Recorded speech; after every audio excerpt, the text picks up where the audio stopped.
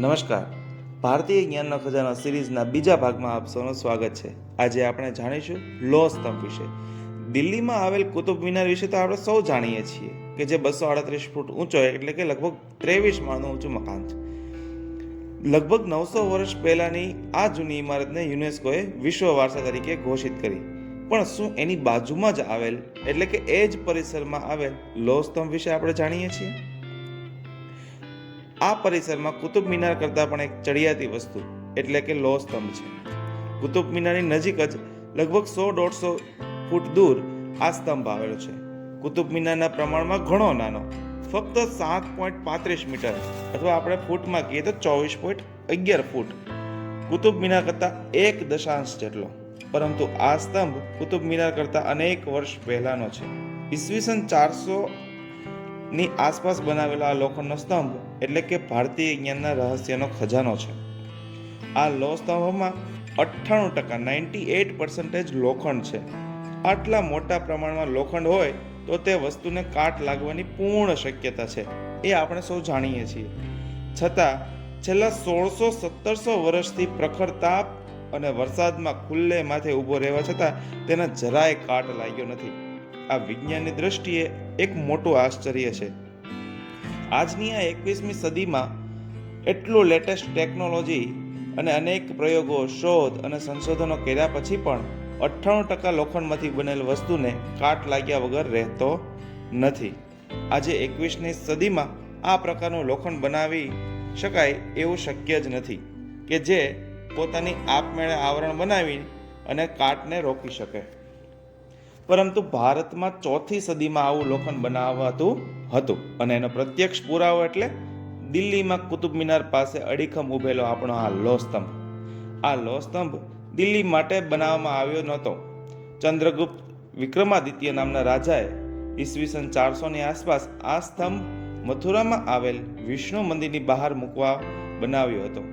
આ થાંભલા પર ગરુડની મૂર્તિ વિરાજમાન થયેલી હોવી જોઈએ. કદાચ તેથી જ તેને ગરુડ સ્તંભ પણ કહેવામાં આવે છે.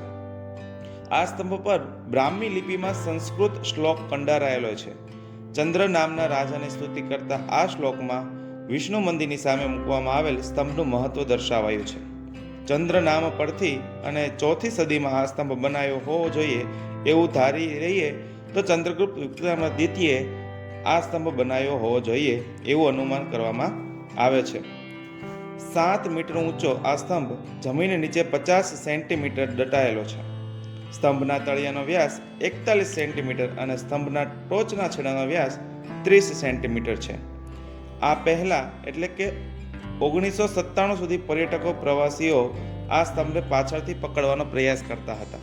આ સ્તંભ જો કોઈ આલિંગનમાં આવી જાય તો મનોકામના સફળ થાય એવી માન્યતા હતી.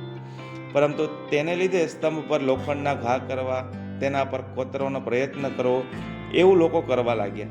પરિણામે ઈસવીસન 1997થી આ સ્તંભની ફરતે એક વાડ બનાવવામાં આવી.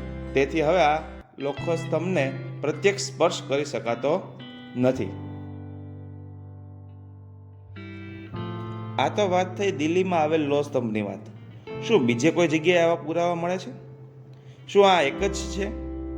ના, એવું નથી.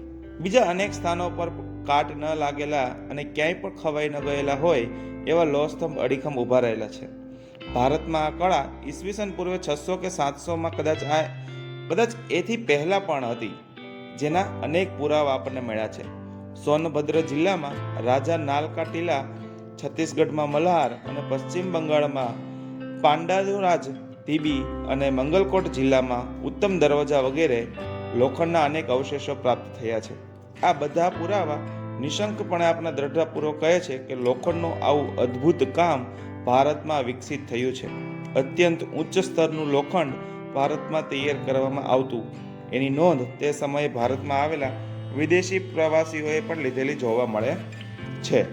હજારો વર્ષ પૂર્વે ધાતુશાસ્ત્રની કળા સ્વરૂપનું કેવું વિકસિત થયેલું હશે તેની કલ્પના માત્રથી જ મન આપણું આશ્ચર્યચકિત થઈ જાય. આપને અવનવી માહિતી જાણવા મળી ને? જો આવી જ અવનવી માહિતી આપ જાણવા માંગતા હોય તો અમારી યુટ્યુબ ચેનલને લાઇક કરો, શેર કરો, સબસ્ક્રાઈબ કરો અને મિત્રોને શેર કરવાનું ભૂલતા નહીં.